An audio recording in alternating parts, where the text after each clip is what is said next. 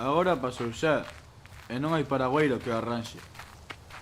E é mellor calar por si acaso, por si volven e te untan e che din: veña vostede connosco, que cho poden decir, e te levan, que te pode levar.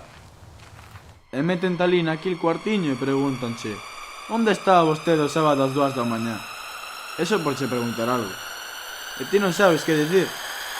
E soltanche un viaxe e aguantas, porque inda que non queiras aguantas, Eduardo. Aguantas ou te perdes. Aguantas como aguantan todos. Aunque despois os amigos che digan que ti non tes o que ten que ter un home, porque se mo fan a min, mordelles o corazón. Que todo o mundo é moi valente, todo o mundo. Pero xa se viu que cando entraron na taberna e preguntaron polo Roxo, ninguén se atreveu a defendelo. E iso que todos eran amigos dele. Pero cando lle dixeron: Roxo, veña vostede connosco, ninguén protestou. E agora o Roxo está apodrecendo. E o mal foi dil, que morreu por se meter onde non debía. Que o tiñamos ben avisado, que lle tiñamos ben dito: mira, Roxo, que vas a acabar mal, mira que vas por mal camiño. Pero il era testarudo e non fixo caso, porque volta que todos os homes somos iguales e que temos dereitos. Home, sí, eso sabémolo todos, me cago na puta. Tamén o sei eu, pero non se pode falar. Que non, home, que non se pode. E hai que aguantar e deixar os dereitos e as valentías a unha beira. E se mexen por ti, deixa que mexen, que por que han levar. E de nada che val que vayas alí e lle digas: hai que estou eu, que son o irmão do Roxo, e veño a lles preguntar que fixeron do meu irmão. Que lle como fija do desgraciado que fose.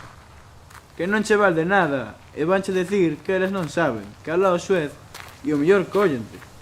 E mañá apareces tamén tirado nunha cuneta. E o que te azuce e che diga que non eres home, que non eres merecente de ser irmão do Roxo, dille que cale. Que a vida é así, e o que manda, manda, e o que non, non manda nada. Dígoche eu, Eduardo, dígoche de corazón, que a ti non te nomearon para nada. Para nada, Eduardo, para nada. Porque o meu fillo é testigo de que soilo lle dixeron: ten que vir connosco para arranxar un asunto. E o teu irmão díxolles que non iba, que il estaba bebendo e que non tiña ningún asunto que arranxar fora de alí. E entón eles sacaron as pistolas e xa non falaron máis. E o Roxo mirou pros compañeiros e preguntoulles: e que xa non hai homes? E eles calaron como mortos. Pois outra cousa non se podía facer se non querían morrer todos ali. E naquil intre chegou a Sara e díxolles: onde levan o meu home? Pero non lle contestaron nada. Que eu penso que eles iban cocidos, que o Roxo era moito home e tiña medo de que se lle repuxera. Mandaron subir a camioneta blanca e marcharon con il cara ao monte do Sarnadoiro. O demais xa sabes ti. Apareceu morto dun tiro na cabeza. Agora xa pasou. E é mellor calar. Tamén calou o médico cando lle levaron o fillo.